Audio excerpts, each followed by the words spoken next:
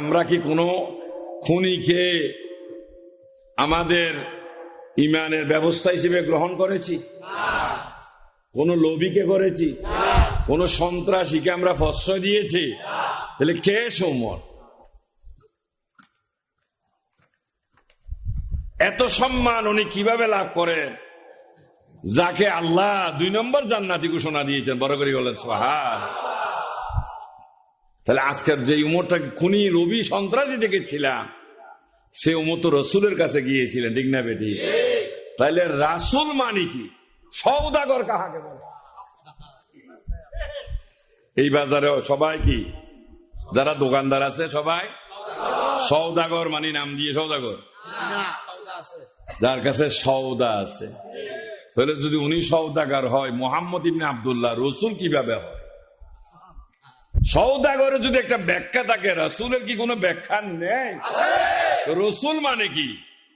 রহমত ওয়ালা আয়া নবী হে, দো মসিহ হে, দো মসিহ হে। সুবহানাল্লাহ।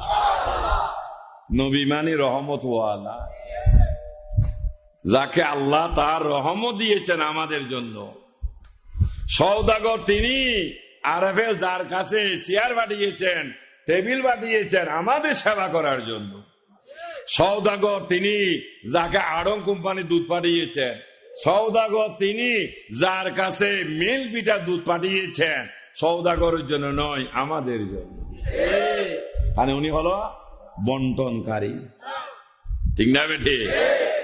রসুল মানে রহমতওয়ালা, যিনি আল্লাহ রহমত দিয়ে আল্লাহ আমাদের কাছে পাঠিয়েছেন। তাহলে আজকে সেই রহমত নিয়েই তো যদি উম্মত শ্রেষ্ঠ হয়ে যায়, আমরা কেন জায়গায় বসে আছি? আমাদেরও কি শ্রেষ্ঠ হওয়ার কোনো অধিকার নাই? আমাদের যুগের রসুল নাই থাকলে কি হবে? রহমত কি নাই? বসে রয়েছেন কার আশায়?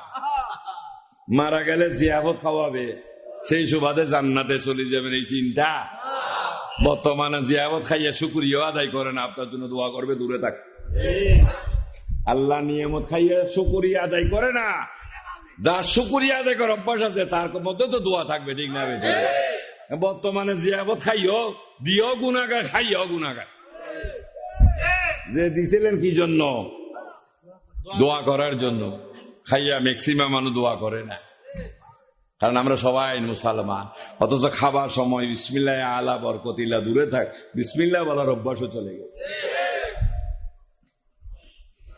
কেমন খাইয়া যে আল্লাহ শুকরিয়া আদায় করবো, এটাই শিক্ষা এখন আমাদের সমাজে আর নাই। কেমন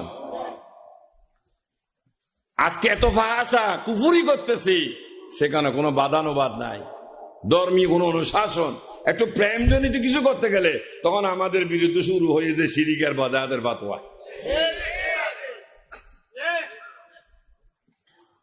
প্যারা হাজিরি ম্যাক্সিমাম তো বিয়ে শাদী করছেন, যে যখনই করেন একটু সুন্দর করে সাজুগুজু, কালো বিয়ে করলো একটু মেকআপ টেকআপ করাই তো আনছিলেন, ঠিক না বেটি? নাকি মেম্বার সাহেব পার্লারের সাজাইটা যে বিয়ে করেন না? আচ্ছা, ওই সাজটা যদি এখনো তাকে সংসার হবে? কারণ এত সুন্দর করে সাজিয়ে আনছিলেন যে সংসার করার জন্য। আল্লাহ আপনাকে এত সুন্দর করে বানাইলেন মোহাব্বত করার জন্য। লাকাদ খালাকনাল ইনসানা ফি আহসানি তাকওয়িম। আল্লাহ মানুষকে সর্বোত্তম বেস্ট কোয়ালিটি জিনিস দিয়ে বানিয়েছিলেন। কি উদ্দেশ্য বানাইলেন? এত লাল লাল শাড়ি, লাল লাল লিপস্টিক দিয়ে বউ আনছিলেন কি জন্য? সাজুগুজু হয়ে বসে থাকার জন্য?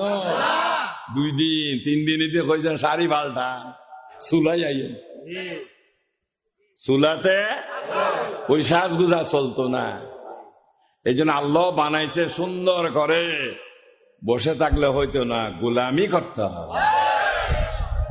এবং এই গোলামি দিয়ে সংসারের মধ্যে দিয়ে স্বামীর মন জয় করে নিতে হবে। যারা স্বামীর মন জয় করেছে তারাই তো স্বর্ণ অলংকার পুরস্কার পাবে। তো যারা গোলামি করে আল্লাহকে রাজি খুশি করেছেন তারাই জান্নাত পাবে।